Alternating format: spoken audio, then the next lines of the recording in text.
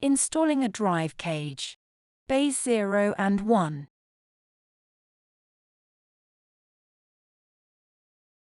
Note: install the Bay 0 drive cage first, and then proceed to install the Bay 1 drive cage. Align the Bay 0 drive cage with the slots in the chassis, and then install it.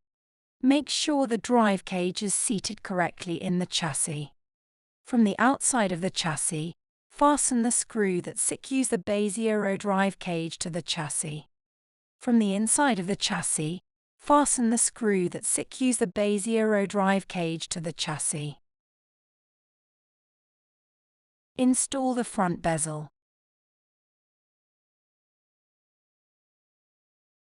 Align the 4 hooks on both drive cages and attach the Bay 1 drive cage to the Bay 0 drive cage.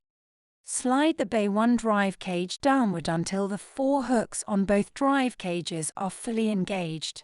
Make sure the latch on the Bay 1 drive cage is also engaged with the hook on the Bay 0 drive cage.